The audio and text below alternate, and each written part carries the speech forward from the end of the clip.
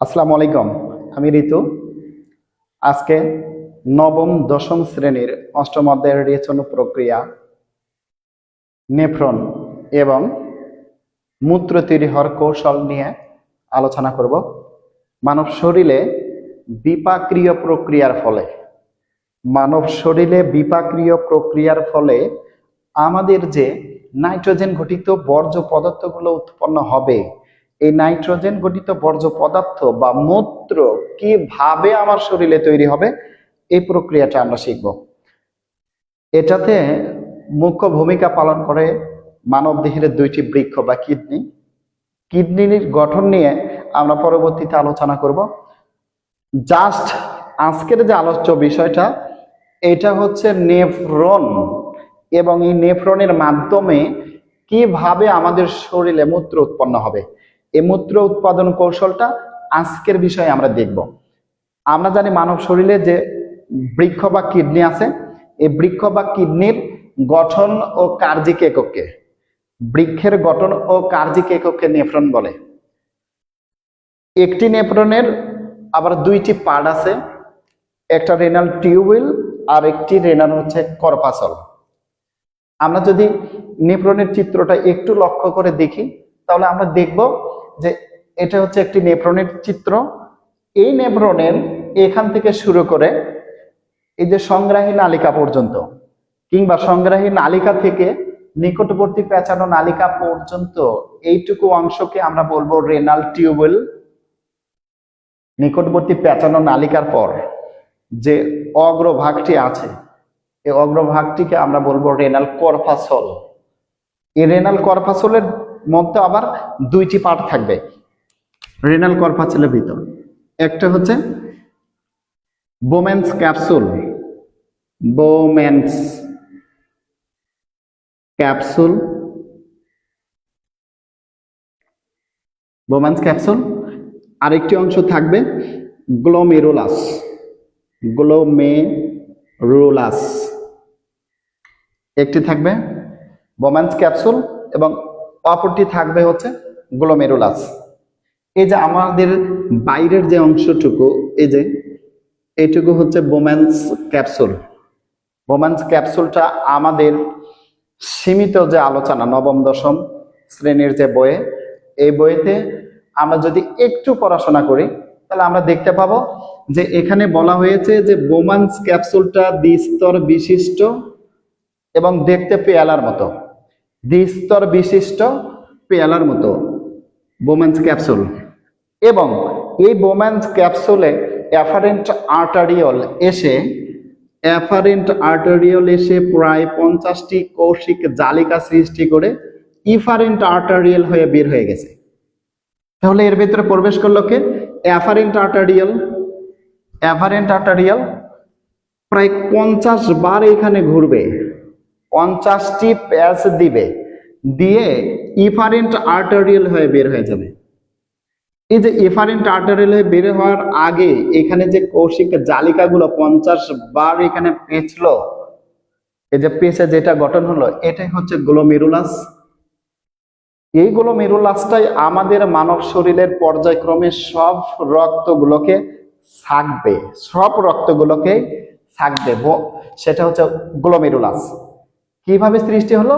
Apparent arterial প্রবেশ করলো, 50টি প্রায় প্যাচ দিল, ইফারেন্ট আর্টারিয়াল হয়ে বের হয়ে গেল। ওই যে 50টি যে প্যাচ দিল বা ঘূর্ণন দিল, ঘূর্ণনের ফলে তৈরি হলো গ্লোমেরুলাস। এবং তার বাইরের যে স্তরটা, এটা দ্বিস্তর বিশিষ্ট পেয়ালার মতো, যেটা হচ্ছে বোম্যান্স ক্যাপসুল। এই বোম্যান্স ক্যাপসুলের পরবর্তী যে নালিকাটা আছে পেঁচানো, এটা হচ্ছে নিকটবর্তী পেঁচানো নালিকা। নিকটবর্তী পেঁচানো নালিকা থেকে সামনে এসে একটু সরু যে নালিকাটা আমরা দেখতে পাবো, এই নালিকাটা হচ্ছে হেনলির রূপ। হেনলি রূপের পরবর্তী যে একটা পেঁচানো নালিকা আমরা দেখতে পারবো, এটা হচ্ছে দূরবর্তী পেঁচানো নালিকা। দূরবর্তী পেঁচানো নালিকা এসে উন্মুক্ত হয়েছে সংগ্রাহী নালিকাতে। সংগ্রাহী নালিকার কাজ একটাই, এ মূত্র বহন করে আমাদের যে বৃক্ষের পেলভিস আছে, পেলভিসে বহন করে নিয়ে যাবে। এটা যদি আমাদের নেফ্রন হয়, দুইটি পার্ট আছে, রেনাল টিউবওয়েল এবং রেনাল কর্পাসল। রেনাল কর্পাসলের আবার দুইটি অংশ আছে, একটা বোম্যান ক্যাপসুল দেখতে দ্বিস্তর বিশিষ্ট পেয়ালার মতো, এবং আরেকটি হচ্ছে গ্লোমেরুলাস। এই বোম্যান্স ক্যাপসুলের ভেতরে এফারেন্ট আর্টারিয়াল প্রবেশ করে প্রায় 50টি কৌশিক জালিকার সৃষ্টি করবে। ইফারেন্ট আর্টারিয়াল হয়ে বের হয়ে যাবে। ওই যে কৌশিক জালিকা যে সৃষ্টি হলো, কৌশিক জালিকা 50টি যে প্যাচ দিল, এটা হচ্ছে গ্লোমেরুলাস। গ্লোমেরুলাসের বাহিরের যে স্তরটা এটা হচ্ছে বোম্যান্স ক্যাপসুল। বোম্যান্স ক্যাপসুলের পরবর্তী যে অংশটুকু এটা নিকটবর্তী পেঁচানো নালিকা। তার পরবর্তী যে নালিকাটা এটা হচ্ছে হেনলি রুফ, সরু, এবং তারপরের যে নালিকাটা আছে এটা দূরবর্তী পেঁচানো নালিকা। দূরবর্তী পেঁচানো নালিকা এসে উন্মুক্ত হলো কোথায়? সংগ্রাহী নালিকায়। এখন আমাদের শরীরে খাদ্য গ্রহণ করার পর আমাদের কোষে যে এটিপি তৈরি হওয়ার জন্য যে রাসায়নিক বিক্রিয়াগুলো কোষের ভিতর, কোষের সাইটোপ্লাজমে সংগঠিত হবে, এই সংগঠিত হওয়ার ফলে যে নাইট্রোজেন গঠিত বর্জ্য পদার্থগুলো উৎপন্ন হবে, এই বর্জ্য পদার্থগুলো যে আমরা শরীর থেকে বের করে দেব, যে প্রক্রিয়ায় নাইট্রোজেন গঠিত বর্জ্য পদার্থ বের করে দেব, এই প্রক্রিয়ার নাম হচ্ছে রেচন প্রক্রিয়া।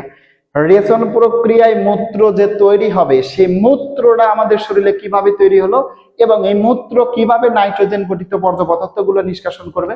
আমরা জানি যে নাইট্রোজেন গঠিত বর্জ্য পদার্থ, এই যে নাইট্রোজেন ঘটিত যে বর্জ্য, এই বর্জ্য পদার্থগুলো কি?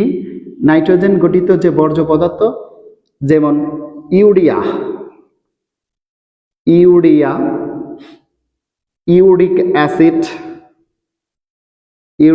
অ্যাসিড,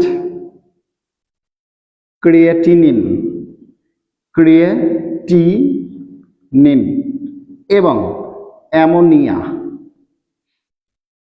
এই যে নাইট্রোজেন ঘটিত বর্জ্য পদার্থ আমাদের শরীরে যে তৈরি হবে কোষে খাদ্যবস্তু জারণ প্রক্রিয়ার ফলে, এগুলো আমাদের যে রক্তে প্রবেশ করবে, এই রক্তে অবস্থিত নাইট্রোজেন গঠিত বর্জ্য পদার্থগুলো মূত্র উৎপন্নের মাধ্যমে, মূত্রটা যখন আমরা বাইরে নিষ্কাশিত করব শরীর থেকে, মূত্রের সাথে নাইট্রোজেন গঠিত বর্জ্য পদার্থগুলো নিষ্কাশিত হবে।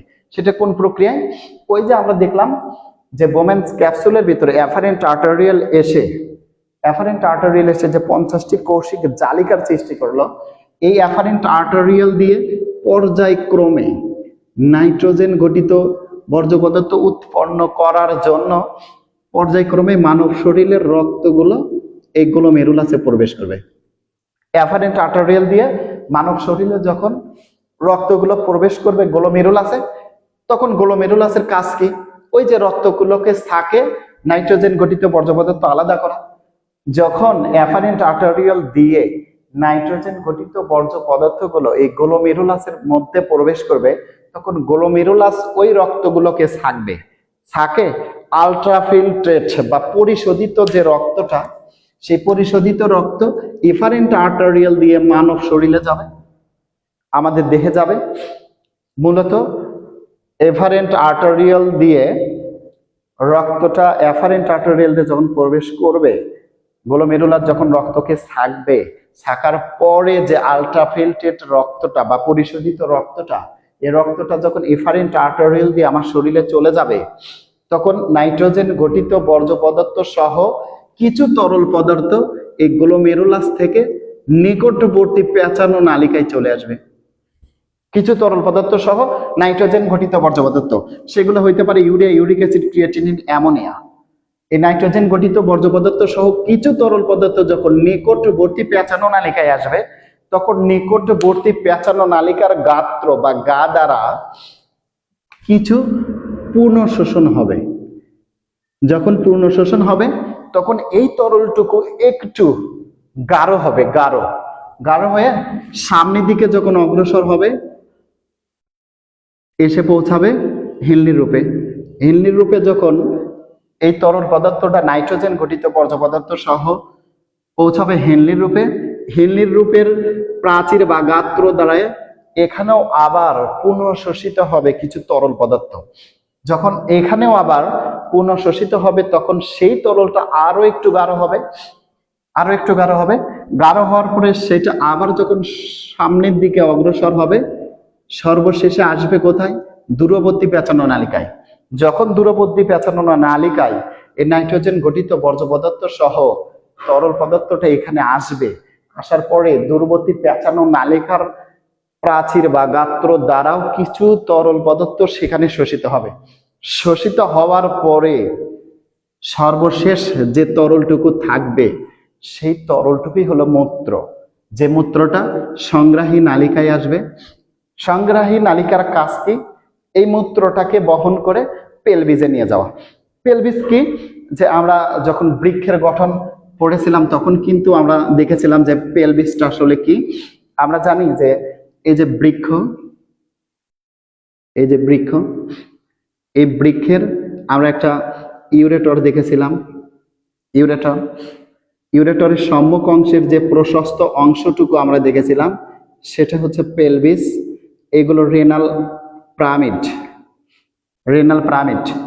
এই যে ইউরেটরের সম্মুখ অংশের যে প্রশস্ত অংশটুকু এর নাম পেলভিস।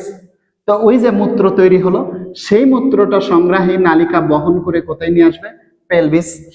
পেলভিসে আসে। যখন এই মূত্রটা উন্মুক্ত হবে তখন এই মূত্রটা পেলভিস থেকে ইউরেটরে আসবে। এই যে এটা ইউরেটর। যখন মূত্রটা ইউরেটরে আসবে, ইউরেটর সেই মূত্রকে বহন করে কোথায় নিয়ে যাবে? মূত্রথলিতে নিয়ে যাবে। মূত্রথলিতে যখন নিয়ে আসবে, আমরা জানি যে মূত্রথলিতে মিনিমাম 500 মিলিলিটার মূত্র জমা হয়, কিন্তু আমরা জানি যে প্রায় 400 মিলিলিটার মূত্র জমা হলে তখন আমাদের মূত্র ত্যাগের ইচ্ছা জাগে। তখন মূত্র ত্যাগের ইচ্ছা জাগলে এই মূত্রথলির প্রাচীর থেকে এক ধরনের রাসায়নিক পদার্থ নিঃসরণ হবে। সেই রাসায়নিক পদার্থটার নাম হচ্ছে ইউরোক্রোম। যখন ইউরোক্রোম এখান থেকে অর্থাৎ মূত্রথলির প্রাচীর থেকে ইউরোক্রোম নামক রাসায়নিক পদার্থ যখন নিঃসৃত হবে, ইউরোক্রোম নামক রাসায়নিক পদার্থ নিঃসৃত হয়ে মূত্রের সাথে মিশে গিয়ে মূত্রটা হালকা হলুদ বর্ণের হলে, 400 মিলিলিটার মূত্র জমা হলে মূত্র ত্যাগের ইচ্ছা জাগলে আমরা ইউরেথ্রা বা মূত্র ছিদ্রের মাধ্যমে আমরা বাইরে নিষ্কাশিত করে দেব। এই যে মূত্রর সাথে আমাদের শরীরের যে উৎপন্ন নাইট্রোজেন ঘটিত বর্জ্য পদার্থটা ছিল, সেই নাইট্রোজেন ঘটিত বর্জ্য পদার্থটা কিন্তু মূত্রের সাথে বের হয়ে গেল। এই যে আমাদের রেচন প্রক্রিয়া সম্পূর্ণ হলো। যদি আমাদের এই রেচন প্রক্রিয়া সম্পর্কে একটু নবম দশম শ্রেণীর বইতে আমরা একটু বুঝে পড়ার চেষ্টা করি, তাহলে কিন্তু আমাদের আজকের এই ভিডিওটা একটু সার্থক হবে। মূল বইটা পড়তে হবে। মূল বইটা না পড়লে আমাদের এই যে নেফ্রন, এই নেফ্রনের গঠনও আমরা বুঝতে পারবো না এবং মূত্র তৈরির যে প্রক্রিয়া বা কৌশলটাও বুঝতে পারবো না। এই যে এইভাবে আমাদের শরীরে বিপাক ক্রিয়ার ফলে বা খাদ্যবস্তু হজম ক্রিয়ার শেষে যে নাইট্রোজেন গঠিত বর্জ্য পদার্থগুলো উৎপন্ন হয় আমাদের রক্তে মিশবে, এটা আমাদের শরীরের জন্য ব্যাপক ক্ষতিকর। এই নাইট্রোজেন গঠিত বর্জ্য পদার্থটা আমরা কিন্তু রেচন প্রক্রিয়ায় মূত্রে তৈরি করে মূত্রের মাধ্যমে বাইরে নিষ্কাশিত করে দিচ্ছি। এটাই ছিল আমাদের নাইট্রোজেন ঘটিত বর্জ্য পদার্থ বা মূত্র তৈরির